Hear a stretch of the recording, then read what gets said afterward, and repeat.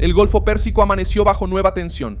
Y en este 20 de abril de 2026, el régimen iraní está viendo cómo la presión de Estados Unidos sale del plano simbólico y entra en el campo de la guerra silenciosa contra su estructura de mando. Al mismo tiempo, creció la sospecha de que la guerra ya no se está librando.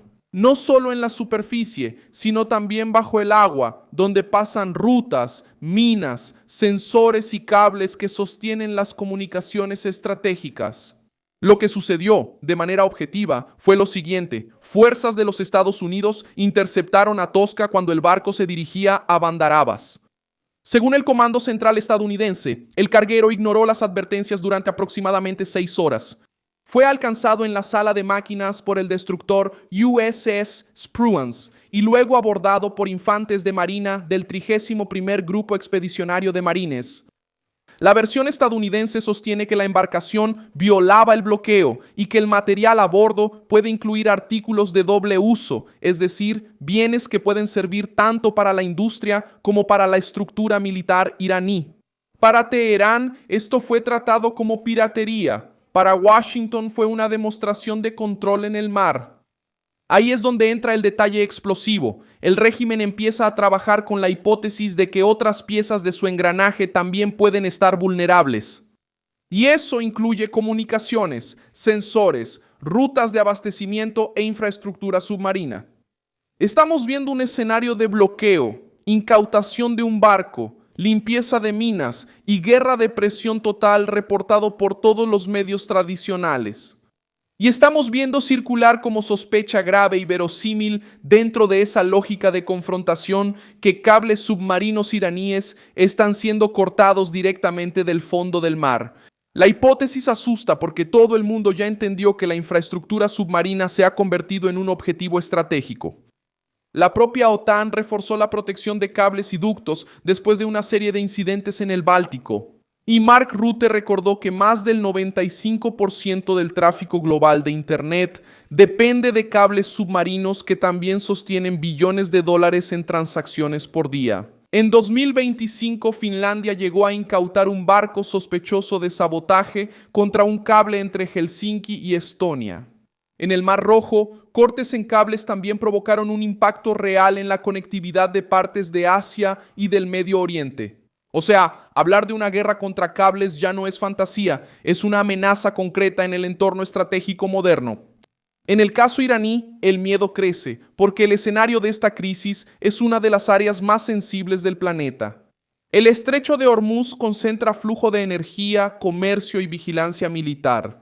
Reuters informó que, después de la incautación, la tensión del Tosca y los disparos de advertencia iraníes, solo 3 embarcaciones cruzaron el estrecho en 12 horas, muy por debajo del promedio de alrededor de 130 por día. El seguro de guerra volvió a subir, llegando a cerca del 3% del valor del barco, y el petróleo se disparó cerca del 5%. Esto muestra cómo cualquier golpe silencioso, real o sospechoso ya produce un efecto inmediato. Cuando el ambiente llega a ese nivel de tensión, la simple posibilidad de pérdida de comunicación o de ceguera táctica ya es suficiente para sembrar miedo dentro de la cadena de mando. Reuters detalló que Estados Unidos ya inició esfuerzos para limpiar minas en Hormuz con drones, robots, helicópteros y otros medios. Justamente porque la guerra en el mar no depende solo de grandes batallas, sino de neutralizar amenazas discretas y abrir camino para el control de la ruta. ¿Y por qué esto puede convertirse en pánico? Porque los regímenes presionados reaccionan peor cuando sienten que están perdiendo previsibilidad. La Autoridad de Seguridad sueca llegó a decir en marzo que la historia muestra cómo un régimen desesperado y bajo presión puede volverse aún más peligroso. Ese punto ayuda a entender el momento actual de Irán.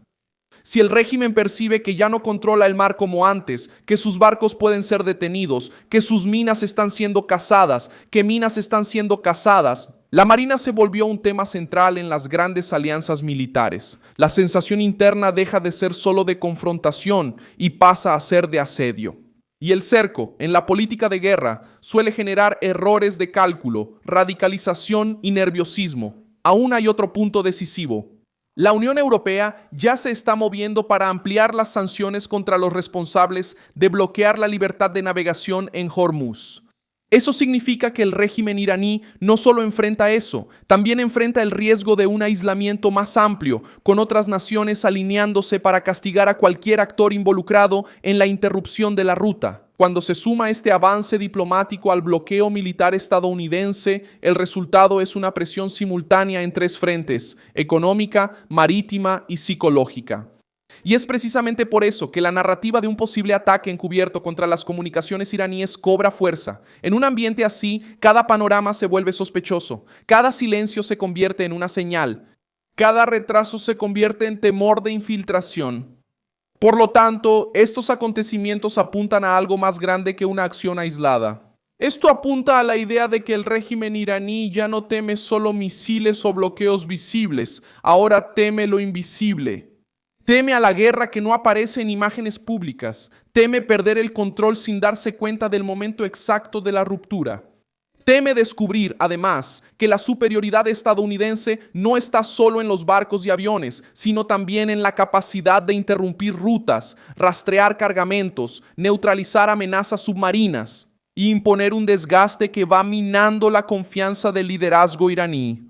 Al final, Estados Unidos demostró que puede detener barcos, mantener un bloqueo, ampliar la búsqueda de contrabando, limpiar minas y mantener el estrecho bajo disputa directa. Irán respondió con amenazas, retórica y el panorama general indica un desgaste creciente. Y es en este punto donde los ayatolás pueden incluso negar tener miedo, pero el escenario muestra un régimen bajo presión extrema, cercado desde fuera e inquieto por dentro.